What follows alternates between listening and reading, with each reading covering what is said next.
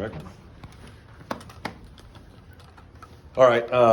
Obviously, excited to get back on the field, a variety of reasons. But, a couple significant things. Our senior day, some of these guys, I saw somebody take a shot at Marquez and Poucho the other day, that those guys have been through a couple of these now, especially Pouch and Mike. It's kind of neat to see that happen again. And some guys that I think are going to go through it, to be quite honest, that don't know quite yet what next year lies. All right, so we'll have that. In addition to that, I'm sure you saw last night, military appreciation. Jake Rosh, our equipment manager, got together and designed an eye emblem to kind of give a little significance to our military service. Have several of our players that have military background families to honor them. So a lot of that great going on. But the bottom line is to line up a Division West opponent to line up against Purdue.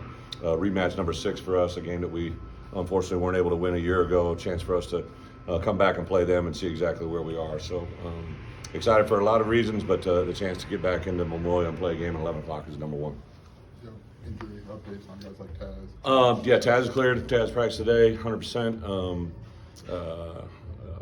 Really, the only other one, Seth Coleman, isn't 100% cleared yet, and Josh McCray will be a game time decision.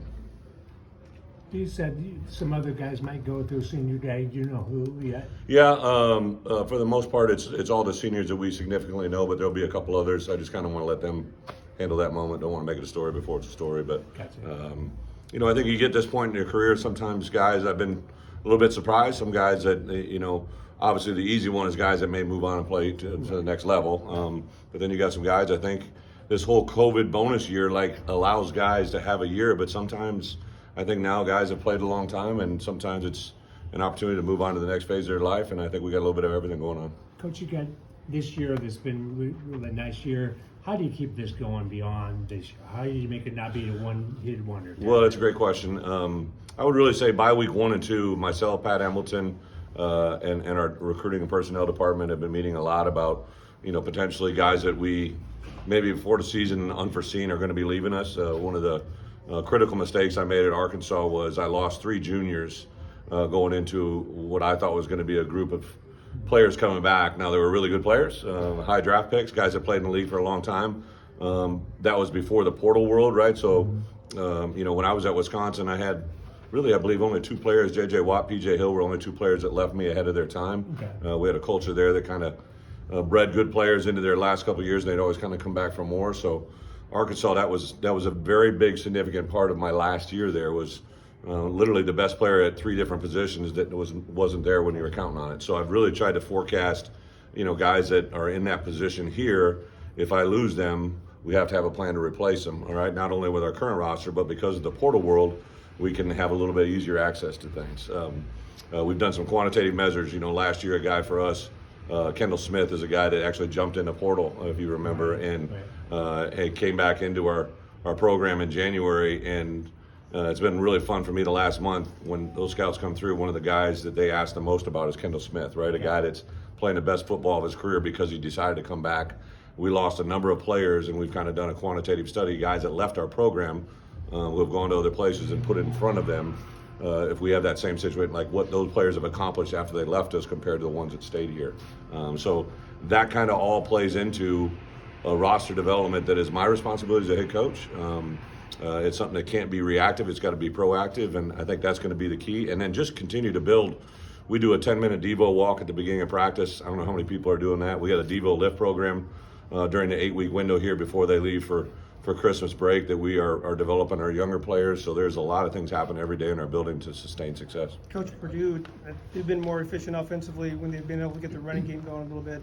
Would you like to be able to force them to put the ball in the air 40, 50 times? I think for us, defensively, what we have to do is do the things we do well, minimize our weaknesses, and then when we're playing an opponent, I think Purdue is a different preparation than last week. Not to give away game plans or tip anything, but I think Purdue has been able to win the games that they've won this year through maybe non-Purdue ways. So they've done it both ways. They've done it with their traditional way, but this year they added the run game in a couple games that were big factors. So what we have to do is get to Saturday, see how the game plays out, and execute. Graham, we haven't Ron has talked- kind of established himself as a trick play guy, you know, in this league. Is there a way to prepare for that, or just have to trust your guys' discipline? Unforeseen, you know, there are certain things you can tell. Certain receivers are right-handed versus left-handed. You always want to make them aware of those things.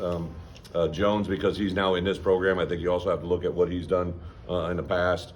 Any opponent we're playing, we always obviously trick play research them, but also any of their players that have done anything previously if they've been part of a program as a portal player. And then also just projection, any coordinator, of course, him and his brother are kind of running the show, so they've always been tied together. But yeah, we do an extensive research on anything that they've shown in the past and forecast for the future. Bro, For Barry announced yesterday. Yeah. What was the process like behind that? When did that maybe start? Yeah, so it really started when I was hired with Josh. You know, we had a base pool that started with my original staff and talked about, you know, where it was. But, you know, if you have a good coach, Coach Fry always used to say, right, if you have a good coach, you can't keep him long enough. If you have a bad coach, you can't get rid of him quick enough, right? And once we had a situation where last year you realized what we were doing defensively, Josh came to me about the extension for Ryan, and that set the precedent for where we are this year. Going into bye week 1, we sat down, talked about our 2 coordinators. It's always, to me, it starts with the coordinators and then it permeates down. So we began discussions with Barry and Ryan. Barry's obviously was agreed to and talked to. We're still working with Ryan. Ryan is obviously a very accomplished coach, and I think he knows and understands how much we love him and what he's done. It's just there's a lot of irons in the fire with that one that we got to continue to work forward. Our strength staff, our assistant coaches, anything I can do to keep the good ones around us, we got to be able to do it. Are you happy You with made the change after year 1 at offensive coordinator. I mean, was it best case scenario you be in a position to give the new one an extension in year 1? I mean, to work out like that? You know what? Each guy's probably a little bit different. I get the question, but to be quite honest, a lot of times your beginning salary at a place you come from is based on where you've been, right? And Barry was coming as a coordinator from UTSA, came into the position here. We had hoped and understood what we'd like to do, but I think by week 1, I knew where we were heading offensively. I still think we're in a really good upward trajectory. Just the way our players interact, the field, the vibe, recruiting has been a huge spike for us offensively to get our hands on playmakers that I think can fit this offense very, very well.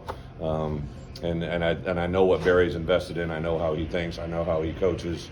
That was a driving force, and fortunately for us, Josh and administration sees the same thing. You happy with what you've seen in practice? Impact in the building, but what has his impact been in maybe some of the recruiting pitches to some of those skill positions? You know, Barry's as you guys have gotten to know, very dry, very direct. Him and Taylor Reed is a player that used to play for me at Arkansas that's here. They've done some point of attack tapes, some different things that are very specific for players. If you can project them, hey, this is the play that you run in high school, it's pretty good, and now all of a sudden he sees it live in our version, right, and he sees the carryover. Sometimes the power of visual proof is really, really powerful. Barry's done that big time since we've been here. Certain in-state prospects, out-state prospects. Hey, this, especially for us in the throw game, right, to have the receivers have the numbers they're at right now really gets wide receivers in our target area and in our top targets for recruiting. They understand we're not just verbiage here, we're not just projecting. This is the reality of where we're at. And I think, if I'm not mistaken, there's 3 players from UTSA that are now in the Blitnikoff too, right? Like that's not a common thing. Those are things Barry's helped recruit, develop. So not only where he's been, but where we're at, and more importantly, where our guys are going. You With happy this with what system, you've seen what- in the red area in practice this week? What's that? Are you happy with what you've seen in the red area in practice this week? You made some strides? Absolutely. It's this system with Barry. What has he done to give you as much confidence so quickly in his tenure? You know, Barry's very confident. He's got his offense. What I loved, and I've said this a couple times, when I became my first coordinator title, right, I moved from Kansas State as a co-coordinator, and I went to Wisconsin, and Coach Alvarez said, put in your defense, right? You're going to be in a room with nobody else. Nobody else in that room knew our defense. All those coaches had worked for Coach Alvarez and that staff for a long time. He wanted me to teach those guys our defense. And I believe we were in game week 3, and we were the number 1 defense in the country. Went from 85 to 1. And I think that was a big moment for me to realize that what I was preaching and teaching, I've taught to the coaches who then could teach it to the players. Our starting free safety was a guy by the name of Jimmy Leonard, right? So we had good players as well. But Barry came in right away, taught our coaches. We didn't make any transition anywhere else. Obviously, Ben, because of his illness, there was a little bit of transition. But Barry came in and taught our staff.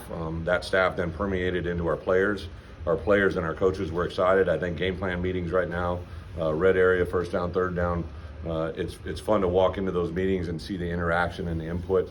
But Barry is the guiding light. He makes the decisions, he makes the calls, and he accepts that responsibility, good and bad. It's been such a resurgent year for your program. How would you characterize the role that Chase has played and what he's meant to that resurgence? Chase Brown. Yeah, Chase, you know, it was kind of interesting. So obviously we knew Barry's extension was getting released, and they asked for a quote, and I think naturally you go to a quarterback, and Tommy would have been great, right? But I'm like, go to Chase, right? Because Chase saw where we were a year ago and where we are now, and I thought that was a very interesting perspective because he came in and you know, he would firsthand witness the change, right? And that was something that Tommy wouldn't be able to speak to. So I thought it was interesting to see Chase's quote, and he talked about his first phone call with Barry, how that changed his thinking, how it's made him a better, not only a better player, but a better teammate. The exciting part about Chase Brown is, you know, every day I meet with NFL scouts, and obviously we talk about his physical skills, but I say what this guy brings to your room, right? As a great player that demonstrates great practice habits, he gets great routines. He's a guy that on Wednesday goes to class from 11 in the morning till 7 at night, and then comes over and watches film afterwards, after he's already been in the building at 6 a.m., right? So he understands the professional nature of it, and Chase Brown is the epitome of what we look for in this program. How do you describe his running style, and why does He's very unique. You know, he glides, he runs, he stutters. I think there's three things that I always say, you know, as a running back, you usually fall into three categories: a speed, a power, or a shift. And he has the ability to run away from you, run through you, and make you miss, and that's very uncommon. How significant is cold weather? You know, I just made the point today, right? So I just literally walk in the field. I said, hey, what we're feeling right now, right, could be 30 degrees colder on Saturday from where we're at. So we got a little bit of it at the beginning of the week. I told those guys when we're up early in the morning, feel that cold, brace it as hard as we can. Tomorrow, we normally are indoor for our walkthrough, but we may go outside just because I think tomorrow's going to be a little bit colder. So our guys have been in cold weather, but we've been in weather we had last Saturday too, so we got to prepare for the moment.